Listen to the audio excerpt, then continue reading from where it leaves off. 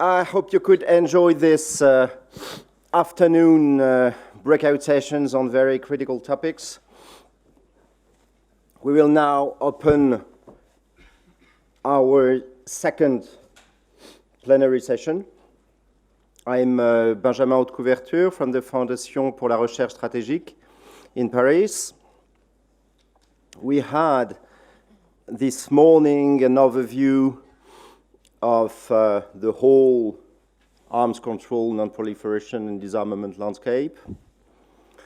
Let us jump now into the specifics of it, beginning with nuclear issues.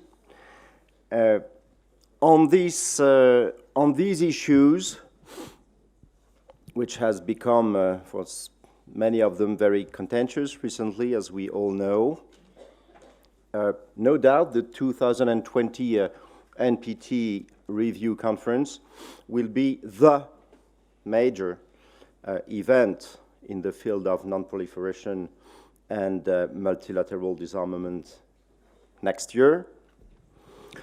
While it is fair to acknowledge that the multilateral path has no longer been the preferred instrument, the preferred mechanism, to say the least, of international security for the past decade, or at least, let's say, for the past 5-6 years. Whatever the reason, this is not the topic for our session now, but what is true of the discipline in general, the ATT being, since its entry into force in 2014, somehow an exception to the rule. What is true of the discipline in general is even more so if we focus on nuclear issues.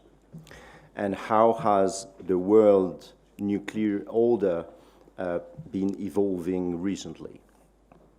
And the reasons for tension between states parties to the treaty are numerous, are significant, are serious. And it would be useless to try to minimize them. But at the same time, the year 2020 will see the NPT, as we all know, celebrate the 50th anniversary of its entry into force. And this anniversary and the longevity of the treaty will be also an opportunity to recall the robustness of the instrument, its ability to adapt to the changing, to the very moving strategic environment and to the attacks it has been subjected to, particularly at the turn of our century. The NPT, as it is said, commonly said, is under stress. Okay. But remember, we said exactly the same in 2005. We said it in 2015.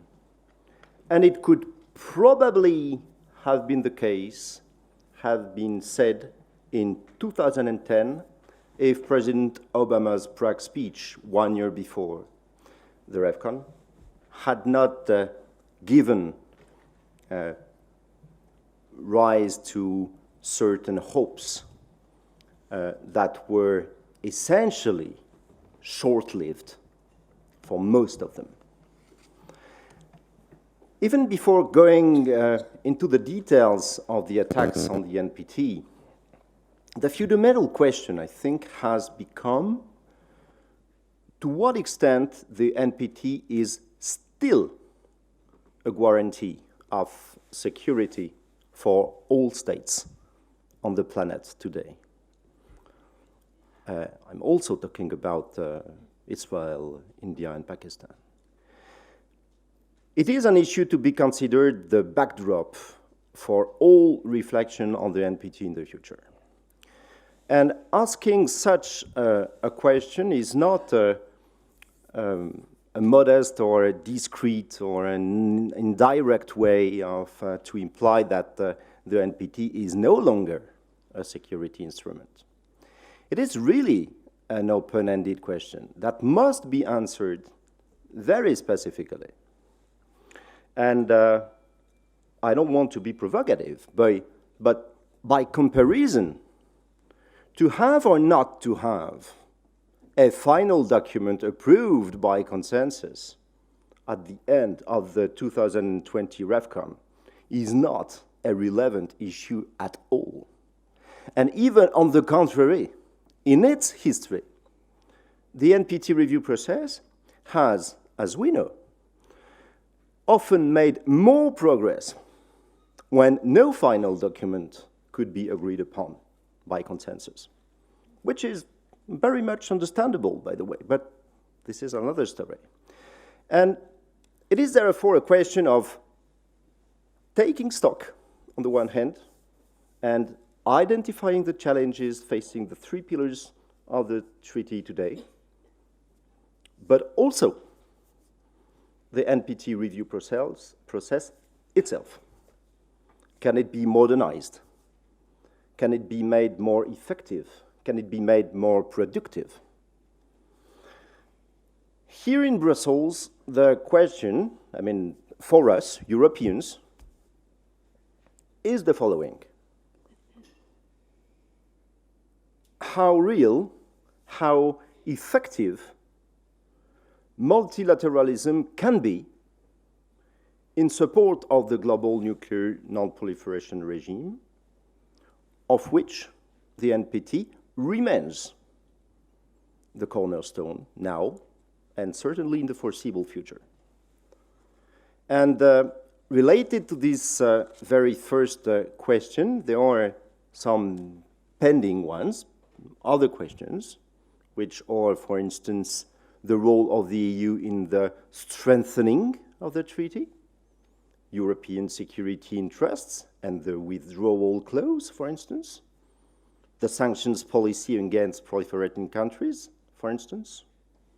How has the EU supported the Iaea since the adoption of the 2003 strategy?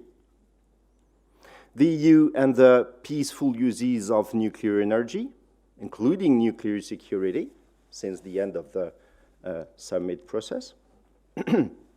And the EU and the CTBT entry into force, pending question, naturally. Okay, so to address these issues and others, I'm very happy now to give the floor to four major experts in the field. Ambassador Van Deelen from the Netherlands will provide insights from a personal perspective, a Netherlands perspective, an EU perspective, and an NPDI perspective at the same time in 12 minutes.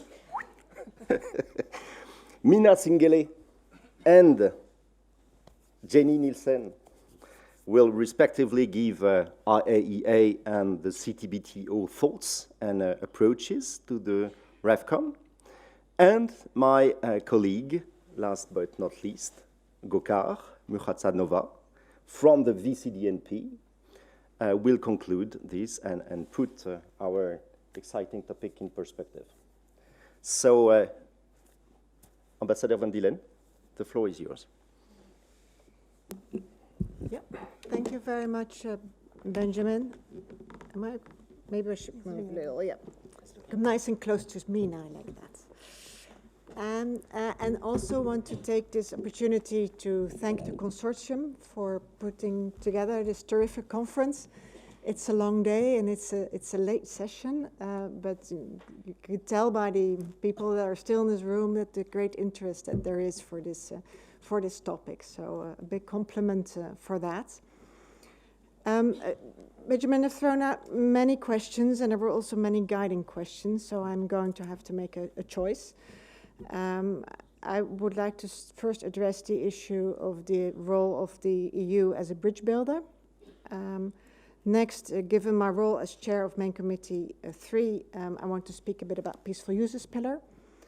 Third, the RIVCON in general and how to make the process more effective and productive, as you just introduced.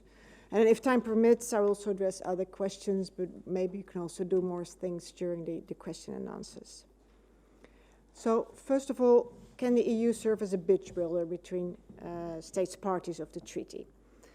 The EU and its member states are very important actors in the NPT review cycle.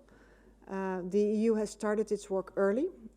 It has organized or has provided funding for UNODA to organize regional conferences, which is a tradition that has started in this review cycle. It is organizing thematic seminars on each of the 3 pillars. The one in Vienna on the 3rd pillar has already taken place. The other 2 will take place early next year. The EU, as we heard this morning, is the biggest sponsor of the UNSG Disarmament agenda, which is a very important vehicle for the NPT. And just the day before yesterday, we met at the CONOP at the directors level, where we agreed on what it is that we will work on in the coming months, on side events, on working papers, etc. So the EU is a very active player in the NPT context. We often hear that the EU is also well positioned as a bridge builder because of its composition that includes nuclear weapon states, non-nuclear weapon states, NATO allies, neutral countries, MPDI, NAC, TPNW supporters, a very broad range of views. But today I'd like to look at this a little bit in a different way and raise a different question. If the EU is to be considered as a serious actor in the NPT context, isn't it time we stop seeing ourselves mainly as a forum where representatives from other political blocs meet and possibly compromise, as a builder of bridges between positions that others have decided on? Or should we rather, if we want to have a mature nuclear arms control policy, define and actively pursue our own interests as a region? Just to be clear, I'm not advocating that the EU must reinvent the wheel on every aspect of NPT policy, or that many member states cannot have disagreements on nuclear disarmament. Well, we're known to have those. But instead of focusing on those disagreements, the EU should perhaps agree to disagree and direct its efforts and energy to take a leadership role on issues where the EU has clear shared interests, just as other regions of the world do. I'd like to name a few of those. There's risk reduction, capacity building and education, something we're good at, nuclear disarmament verification, the important dialogue with the US, Russia and China on arms control and disarmament. The EU has very strong positions on the JCPOA and on the DPRK. We have strong support for the CTBT, its entry into force, as well as the IMS. We can maintain political pressure to unblock progress on an FMCT. We have very strong support for IAEA safeguards, development and implementation. So and there's more to add to that list. So I would like to submit that the EU showing leadership on these issues, bringing concrete proposals to the table and effectively lobbying for ambitious results at the review conference, that will do more to increase our chances of success in 2020 than anything else. That was my first point. Second point is to focus a little bit on peaceful uses pillar. Traditionally, the peaceful uses pillar has been undervalued in the NPT review conferences, and that is an imbalance that needs to be redressed. There needs to be equal emphasis on all 3 pillars, and for peaceful uses, this means more emphasis than before, but not more emphasis than on the other 3 pillars. It needs to be equal. The intensive regional outreach that I just mentioned, and that has also been carried out in preparation for the PrepComs, made very clear that the fact that peaceful uses have been undervalued in review conferences does not reflect the actual value of peaceful uses to states. It is a priority for many states and actors. We heard the same message at the thematic seminar in Vienna a month ago. Peaceful uses is a concrete and important benefit of the NPT to many. Now, the NPT framework and its diplomatic community traditionally have not had sufficient eye for these discussions and also not for the nuances between the different aspects of peaceful uses. We've all lumped it together under the broad header peaceful uses, but there's different topics such as nuclear power versus non-power applications, removing undue constraints to the right to use of nuclear energy on the one hand versus international cooperation in the field, the cooperation through the Iaea versus cooperation in a bilateral or in a regional sense. There's of course nuclear safety and security, liability issues, multilateral approaches to the nuclear fuel cycle, such as the Iaea fuel bank in Kazakhstan, and many more. And on many of these issues, concrete progress and tangible steps are necessary and they are possible. And during these outreach meetings that I mentioned, we heard several ways in which this progress can be made. One big area to focus on is to foster regional cooperation. Also the need for achieving cross-fertilization between decision makers from different government departments, and not having the nuclear people just talk to the nuclear people, but also having them talk to the development side of government. And here I'd really like to commend Ambassador Grossi and his team to set up these dedicated discussions with many different stakeholders at the table. And it's important to have these different views and also talk to those that are not necessarily in this field. Another challenge is new technologies and how they impact the NPT regime, such as transportable nuclear power plants. How do we deal with that? And there's many other developments in both power and non-power applications that might pose challenges too. How to improve and integrate nuclear safety and security, and sustainability in all its aspects. Quite often we think about sustainability in terms of financial sustainability, but given the very complex nature of peaceful uses, sustainability also means education and capacity building and updating regulatory frameworks. So a key question for 2020 is, what can the NPT do to enable progress in these and in many other areas? And states should really start thinking about the answer to that question and bring that answer to the table at the review conference.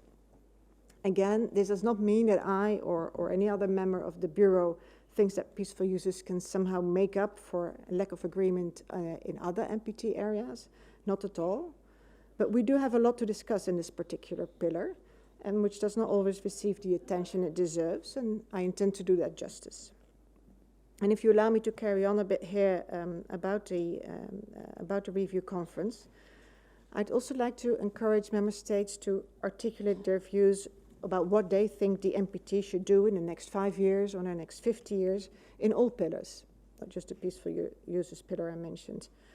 Now is the time really to start providing those inputs by writing working papers, socializing ideas, and this work will be a very big contribution to a successful outcome in May. Also, I'd like to encourage high-level participation. This is something that's traditionally we've seen high-level participation at review conferences, ministerial level, some even higher. Now with the anniversary, there's even more reason for celebration and for that to have high-level attention for that as well. And third, I'd like to encourage national reporting. We're all, of course, most interested in the reports of the P5, and I'd like to commend the UK and China that have already submitted their draft reports, and also commend the UK for having this process of discussing its report. I just heard that the French report is being planned, and as an event around that is also in the cards, and I'm waiting for the other reports of the P5. But that does not let, of course, the non-nuclear weapon states off the hook. They also have an obligation to report. And also now is the time to submit those reports. Then finally, Benjamin, you mentioned the reform of the review cycle and how we can make our work more effective and productive. Also, again, the same outreach conferences is really it's a big group that you get to talk to. And there very often, it was also mentioned that there is a wish among member states to improve the way we work. This was also mentioned at the 3 PrepComs. And in 2019, there was a joint statement that was signed by 48 states, a cross-regional statement, to put this item on in the discussions on the agenda at the review conference.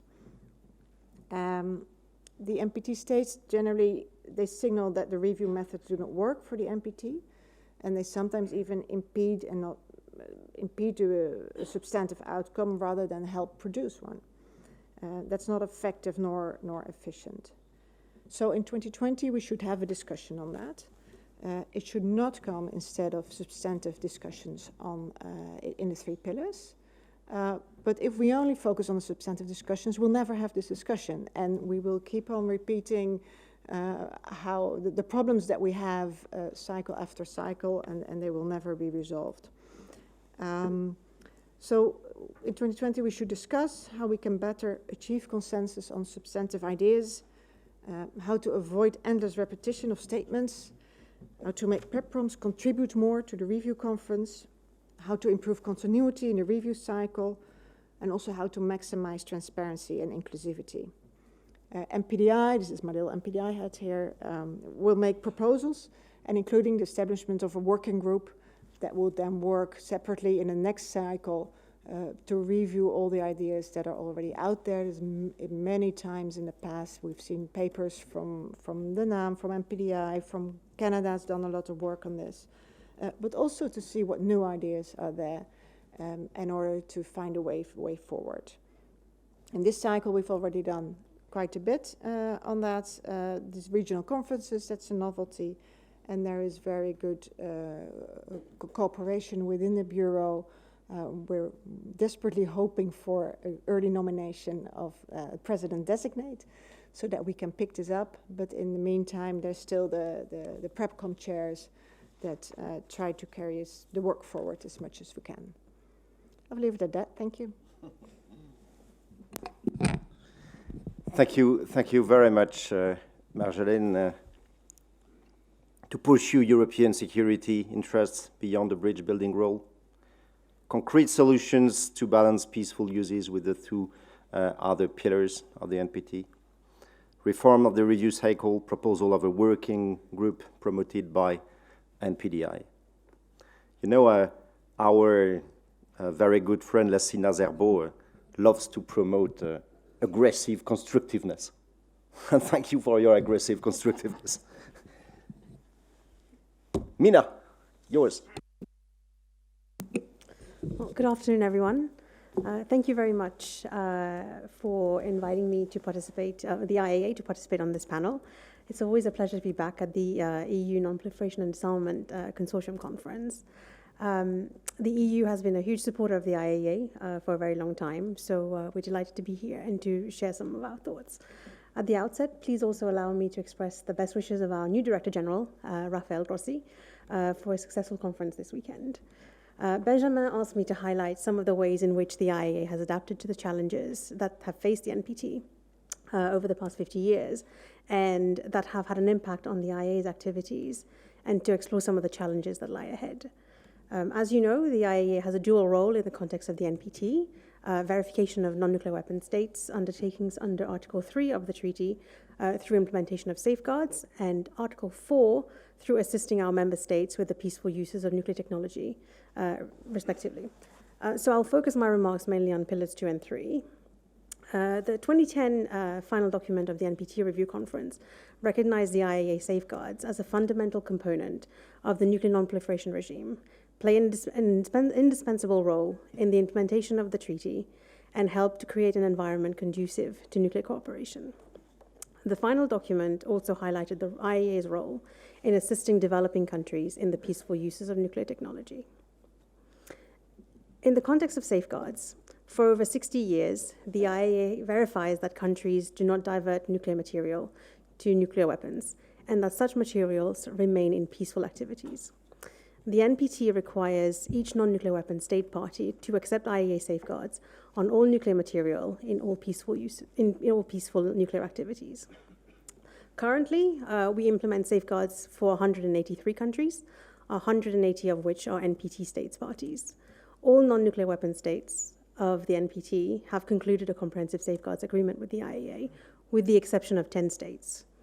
As many of you know, the IAEA's experience in Iraq and the DPRK in the early 1990s highlighted some of the shortcomings of focusing safeguards implementation under the CSA, that is on nuclear material and on facilities declared by the states. Although the IAEA has the authority under CSA to verify the peaceful use of all nuclear material in a state, that is the correctness and the completeness of the state's declarations, the tools available to the IAEA under the CSAs are limited.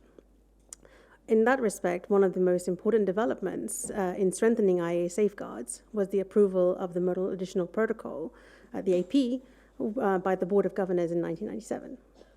The AP provides the agency with broader access to information about all parts of a state's nuclear fuel cycle and greater access for our inspectors to locations in the state.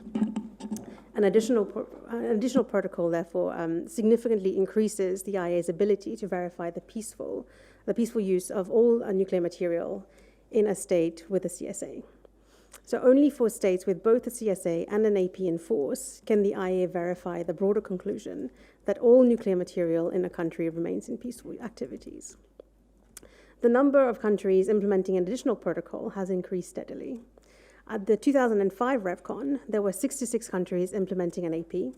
Today, that figure stands at 136. Another 15 have signed an AP, but have yet to bring it into force, and one state is provisionally implementing its AP, pending its entry into force. Of the 176 countries with a CSA in force, 94 have also concluded a small quantities protocol, and 67 of those have accepted the revised SQPs. In addition, the IAEA has various assistance programs, such as the legislative assistance, training courses, and advisory services to enhance states' safeguards capacity. Looking to future challenges, modern technology and communications make it easier to access knowledge, expertise, and materials that could be used to develop nuclear weapons. There are still unresolved safeguards issues relating to Syria. The IAEA has not been able to implement any verification measures in the DPRK for over a decade. The increasing amount of nuclear materials and the number of facilities under IAEA safeguards requires additional verification work and put pressure on the agency's regular budget.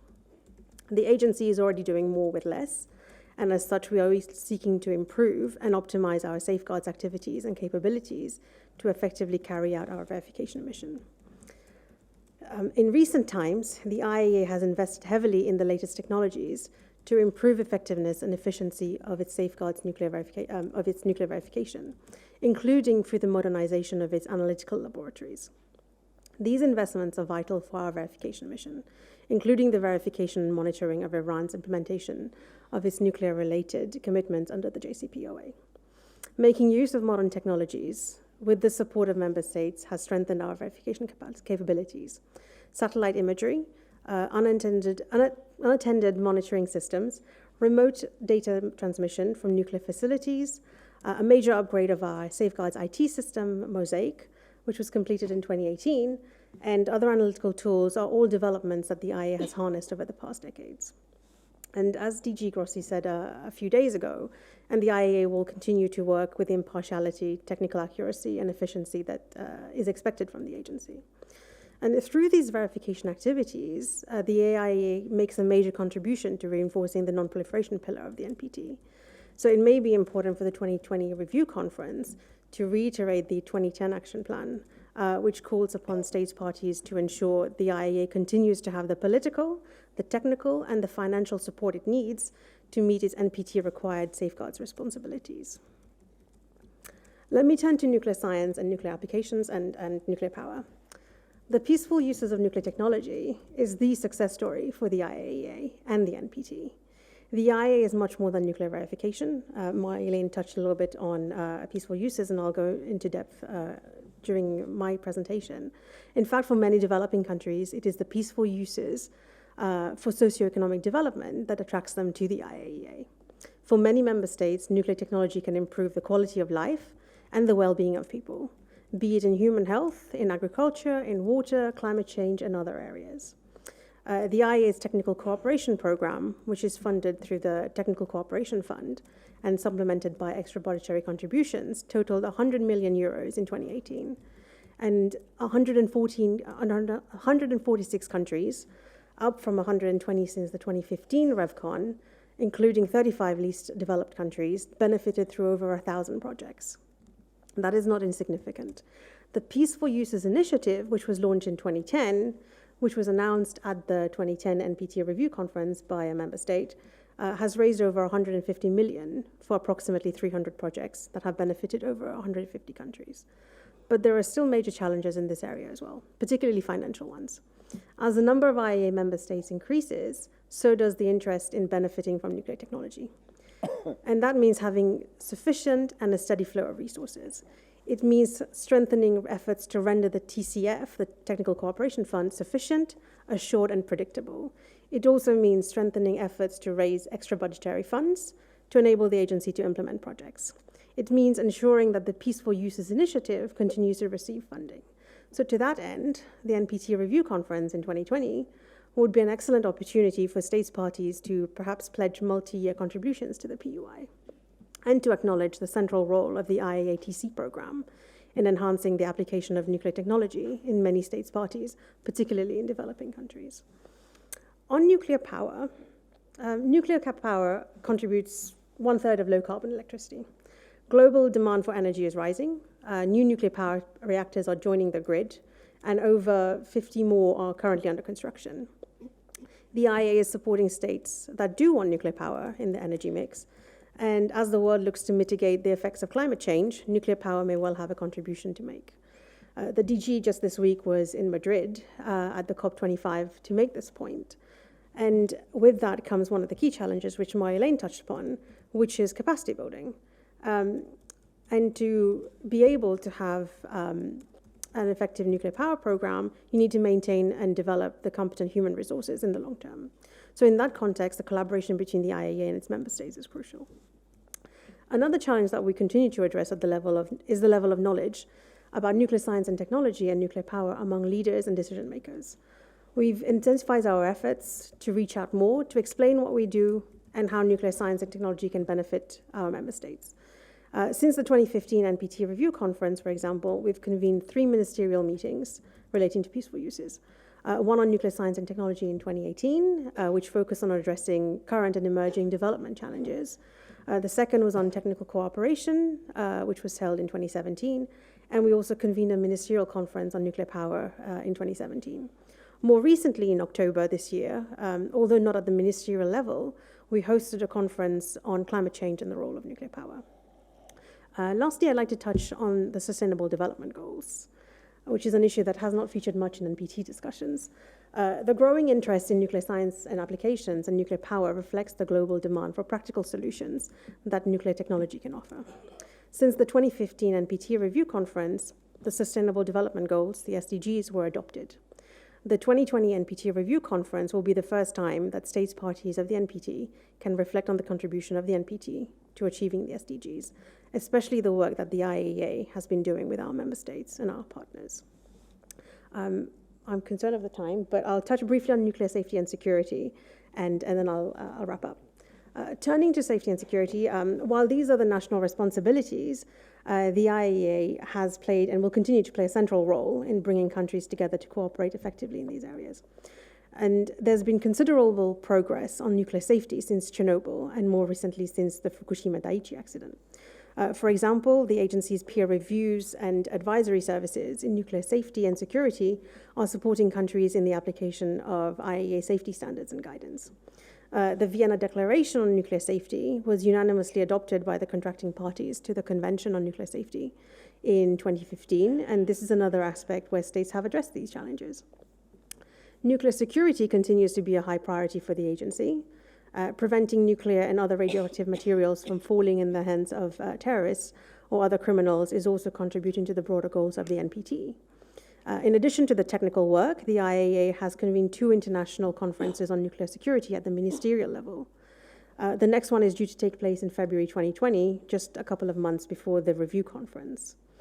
This amendment to the CPPNM, which entered into force in 2016, will have the 2021 conference of the parties to the amendment to the CPPNM conference, which the IAEA is preparing for, to review the implementation of the amendment to the convention.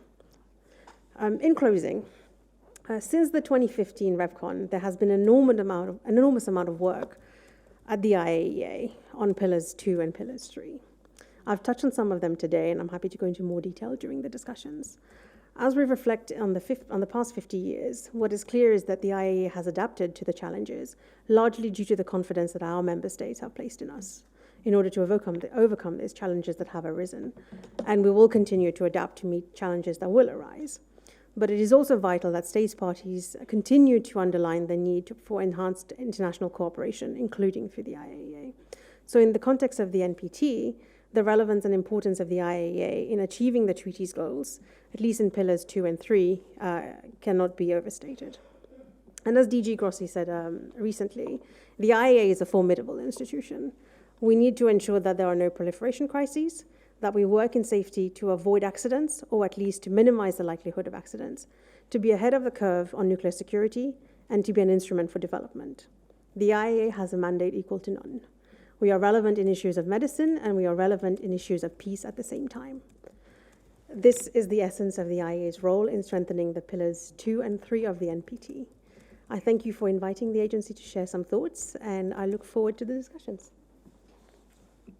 Thank you very much, Meena. Thank you very much for the overview and to insist on the comprehensive mandate of the agency. As we can heard, it's absolutely huge, and the amount of work which has been done since 2015 needs to be promoted and promoted again. I just want to insist on 3 takeaways, in my opinion. 136 additional protocols so far, you said. The AP has slowly but surely become the international standard for safeguards over the years. And the ongoing universalization process of the AP is the real success for the IAEA and for the implementation of the NPT on the ground. Second point, very important in my opinion, is impartiality of the IAEA. Over the years, the IAEA has always escaped the over-politicization of its mandate, and it will be critical for the new direction, as you stated by Ambassador Grossi. And the third point, which is very important also in your presentation, was the emphasis on the peaceful uses, like you did, Ambassador van Deelen, before. A need for multi-year commitment to contributions of states parties to the PUI during the RevCon. You called for that, and I picked it up also because I think it is critical. Okay, thank you very much. And now, Jenny, the floor is yours.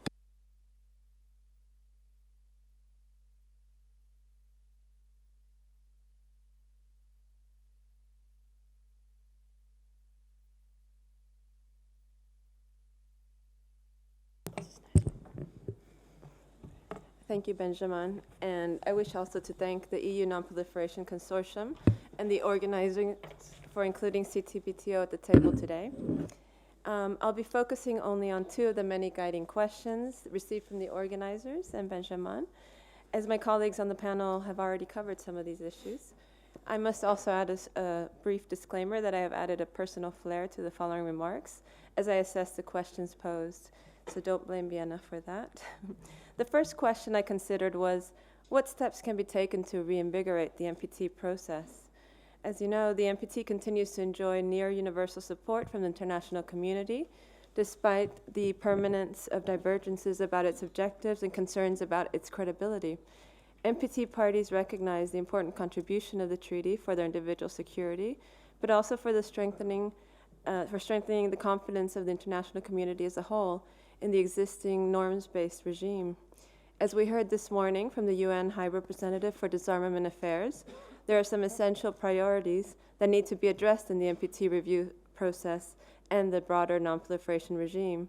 These included the need to reconfirm the commitment to the NPT, demonstration of implementation of commitments, strengthening of non-proliferation, and taking practical steps towards nuclear disarmament.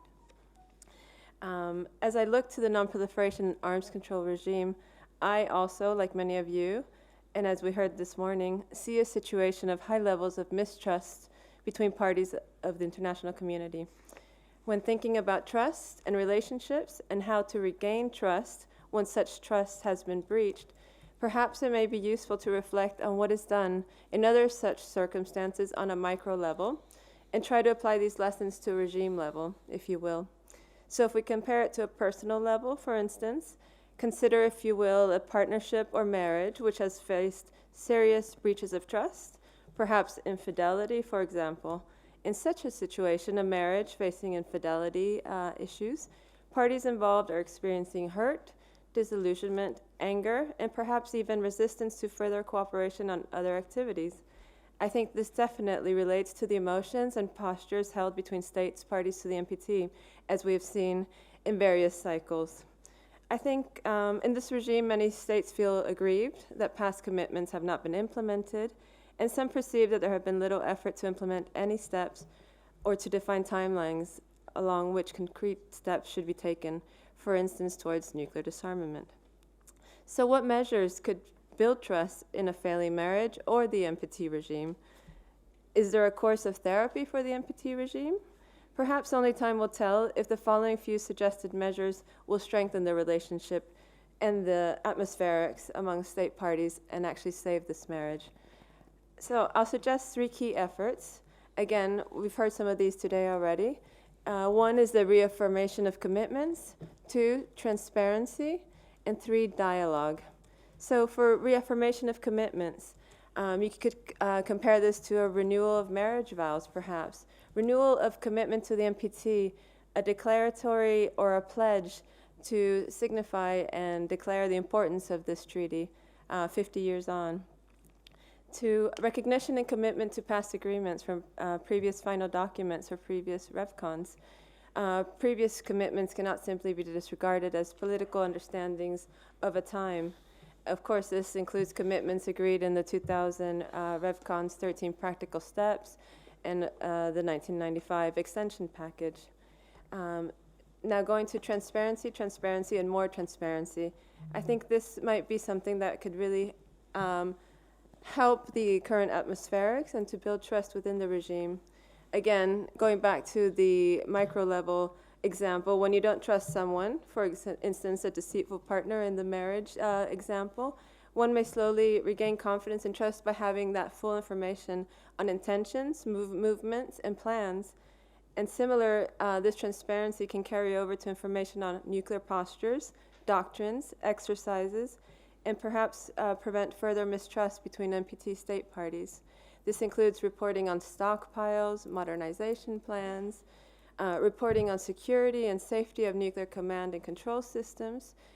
Such information, if it's provided, can help rebuild trust, I believe, within parties who feel that this information has not been provided thus far.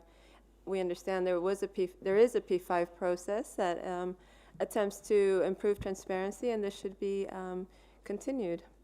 And the third instance was dialogue. So creating a wide-reaching, creative, frank, and diverse dialogue with diverse parties. Conduct these dialogues on steps for reducing the risk of nuclear use. Reducing nuclear risk is something that seems to be an issue that every state would agree on, risk reduction. So, and this can be done again through genuine and open P5 dialogues on risk reduction. There are several ongoing dialogues carried out, such as the Stepping Stones dialogue led by Sweden and the NGO BASIC, And there's also been very interesting initiatives by King's College and SWP. A new report was just released this week from a conference held by King's College and SWP, which I would recommend you browsing. It's entitled Meeting in the Middle, Opportunities for Progress on Disarmament in the NPT. So I commend you skimming through that. It has very interesting conclusions and recommendations. CND is also one of the dialogue processes going on, which should be commended. And again, also included in these dialogue efforts, I would include science diplomacy efforts and verification exercises and dialogues based on technical issues such as IP and DV. Great initiatives. And further science diplomacy dialogues and symposia. So just as science underpinned the CTBT and its unique IMS, International Monitoring System, to verify that no nuclear explosion goes undetected, science can also help overcome that deficit of trust in today's global security framework. So as a technical organization, we at CTBT consider ourselves a unique model for collaboration between science and diplomacy to address global security challenges. And as I mentioned, these science diplomacy efforts, I want to draw your attention and invite you to the 3rd Science Diplomacy Symposium, which will be held in Vienna, March 30th to 3rd of April, and also funded by EU voluntary contributions. The EU is one of our great friends of the CTBTO. And these efforts of the Science Diplomacy Symposiums will reach out between regions and youth engagement and partnerships, also perhaps involving parliamentarians. So these are new efforts to help address security issues through science diplomacy. So I invite you to attend that. The registration will be on our website as of next week, I believe. Furthermore, obviously, naming all these issues that could help foster trust in the regime. External factors, of course, should not be ignored. Adherence to other arms control frameworks and relationships, such as the bilateral arms control framework, would have really positive effects within the NPT regime. We heard this morning how important the extension of the bilateral New START treaty, for instance, would be in order to strengthen trust and stability in the security milieu, which would filter obviously down to the regime, to the review process. The second question I considered was, can the EU serve as a bridge builder, as we've heard already on this panel, between states parties to the treaty? Yes, absolutely. The EU already serves as an effective bridge builder in the non-proliferation regime, as a key promoter of multilateral treaties, including the NPT and the CTBT. The EU undertakes and sponsors capacity building across the non-proliferation regime, with its varied composition, national postures of its member states vis-à-vis both nuclear weapons and nuclear power. The EU has a unique credibility as a grouping to engage other groupings on key issues. You won't be surprised that I suggest one key issue that the EU could continue to engage on is the commitment to the CTBT and the urgency of its entry into force. The EU could, for instance, engage other regional or issue-based groupings in the review process in order to promote the CTBT and use it as a potential unifying issue within the NPT review process. If you recall, there were 4 of the 64 action points in the 2010 final document, which highlighted the importance of the CTBT. At the 2019 NPT PrepCom, the vast majority of NPT states expressed their support for the CTBT in national statements or association with regional statements or through the submission of official working papers. More than 70 states at the PrepCom made direct references to the CTBT in their national statements. Several working papers with the endorsement of more than 150 countries altogether were submitted at the 2019 PrepCom expressing support for the CTBT. That included the NAM, the Vienna Group of 10, Friends of the CTBT, and many other diverse working papers. So perhaps the EU can take the lead and organize and promote maybe one joint working paper or statement of support for the CTBT, uniting all such statements of support. A near universal declaration, perhaps. Perhaps that's just one suggestion I would lead. And again, we saw the PrepCom chair's recommendations.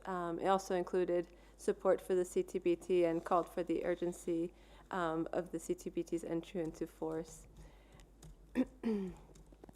So we would argue again that even if disagreements exist, we don't forget that the CTBT, that the NPT has succeeded in preventing a massive expansion of nuclear weapon-capable states over the past half-century. Through norm setting and evolving verification standards and tools and techniques, the NPT has significantly reduced the risk of nuclear proliferation.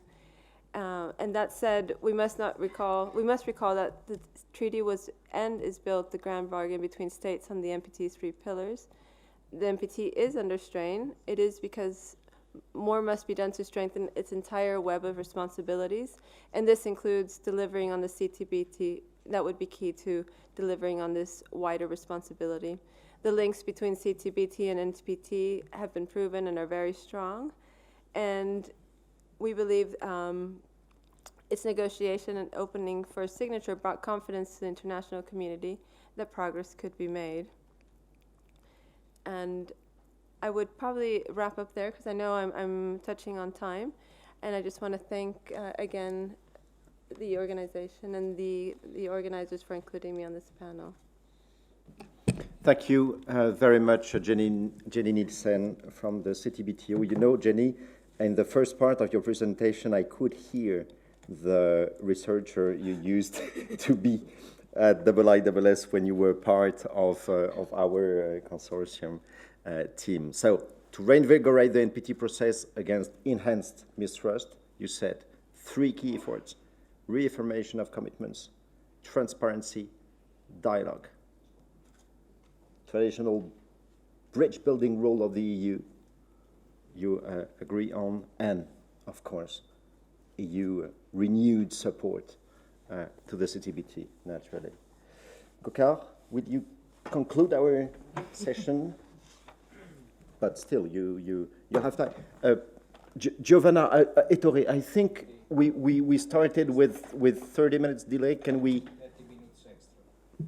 Good, thank you very much. Gaukhar. So I'm the main thing standing between you and the next speaker and the lunch and the dinner. Sorry. Well, thank you very much. First of all, the organizers for inviting me to speak on this panel, and thank you to the chair for providing additional guidance. We got some guiding questions from all the organizers and from some distribution of tasks from Benjamin. So I'll try to address some of the guiding questions that were posed to us on the NPT review conference and NPT more broadly. So one of the first points in the guidance highlighted the greater than ever rift between nuclear weapon states and non-nuclear weapon states in the context of the NPT and how that would be important for the upcoming review conference. I would posit, however, that and I've mentioned that before in other fora, that the most significant and most disruptive for the NPT in general, NPT review process in particular, is the current crisis in the US-Russian relations and the apparent end of bilateral arms control. I think that is having a more profound impact than the more or less usual disagreement that we have between nuclear and non-nuclear weapon states. We've been asked not to indulge in the doom and gloom, and that may or may not be against my natural inclinations, but I think it's important to recognize the impact that this distrust that between the US and Russia in particular, and disagreement between what traditionally have been the 2 main custodians of the treaty can have on the regime overall. It is true that the 5 nuclear weapon states have never been in perfect agreement on nuclear weapons issues, except maybe on the ban treaty. But the current state of affairs is really truly not conducive to hopes for progress on nuclear disarmament.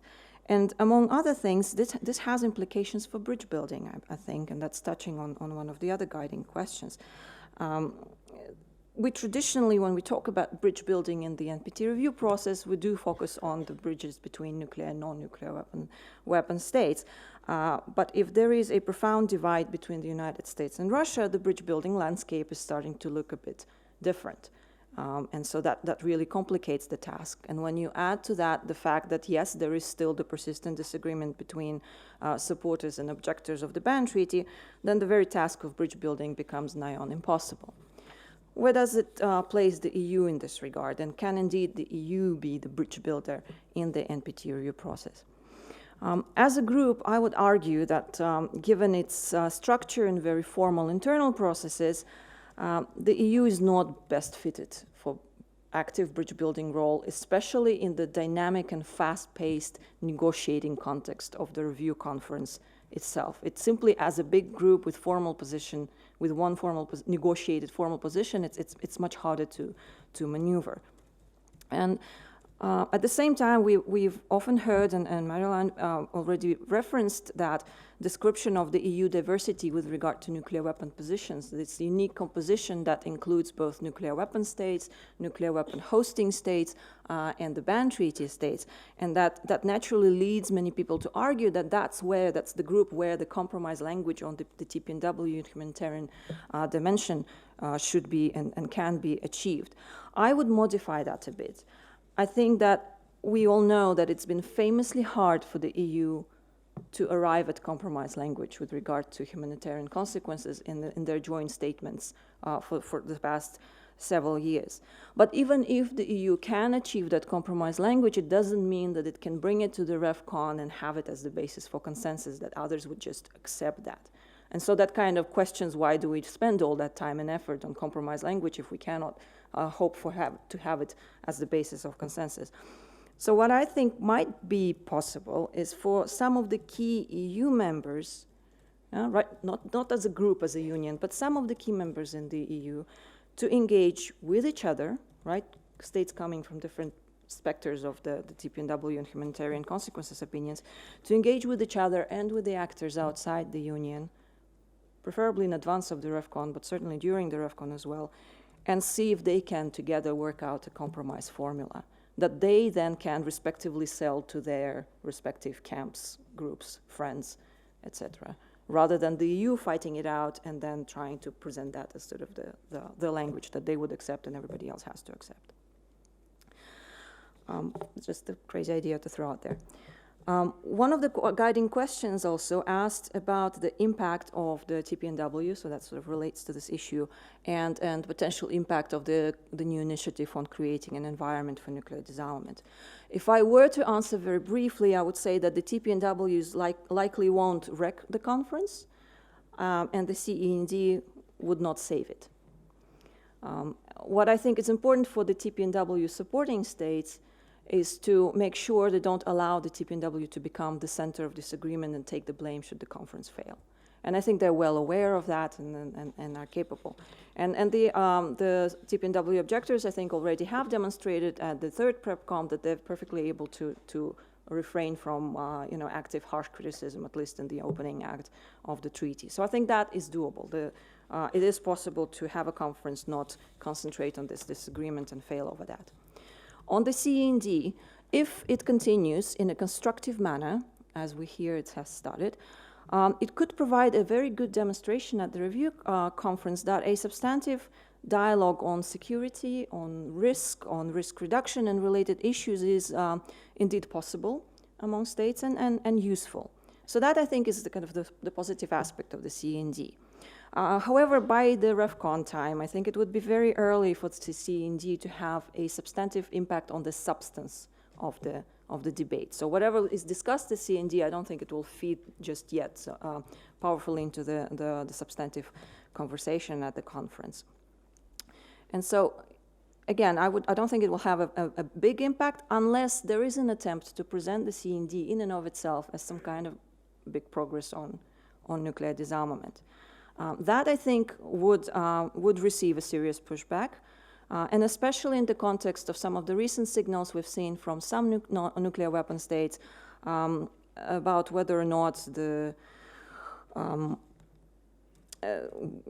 to reaffirm past commitments, and that's been referenced already. The importance of past decisions of previous review conferences.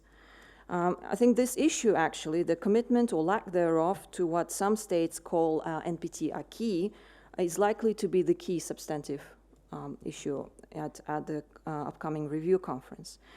And in this regard, I think even more important than the 50th anniversary of the treaty is the fact that it is the 25th anniversary of its indefinite extension next year.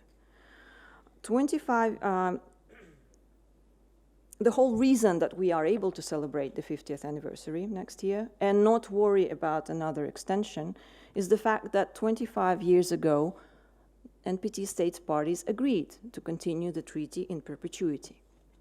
Yeah? So we had 25 first years of the treaty, and now we've had almost 25 years, second 25 years of the treaty, and we don't have to debate again whether to extend it.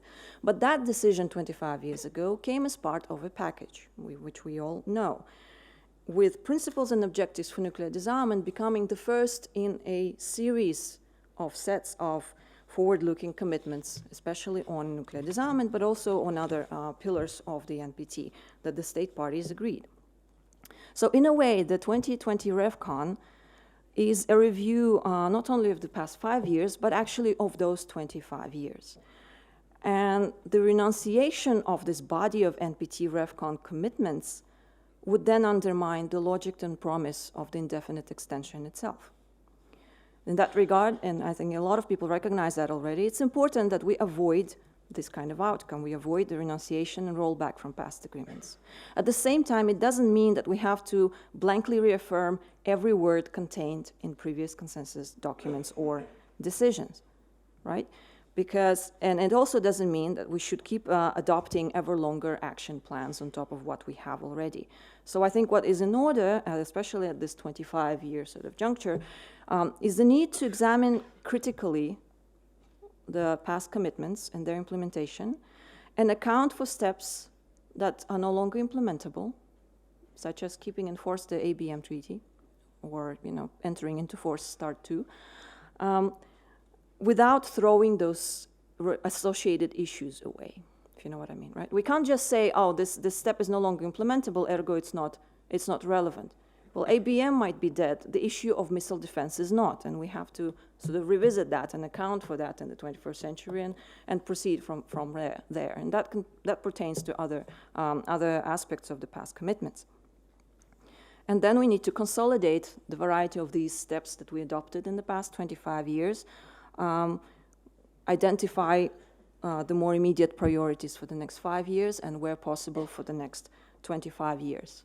And I think if the state parties start now and actually put a serious effort into it and manage to do that at the RevCon, that would be a session success.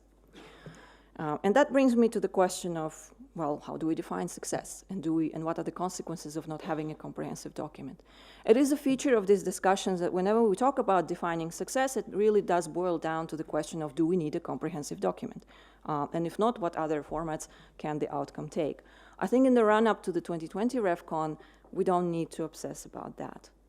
I think the dynamics of the conference itself and perhaps the creativity of the president can define what format the outcome can take.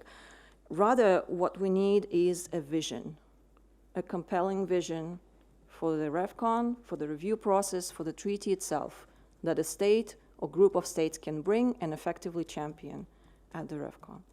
And that brings me back to 1995. 1995 review conference didn't start with states extensively discussing how they're going to adopt decisions instead of bothering with the final document. In fact, they spent a lot of time trying to negotiate the final document.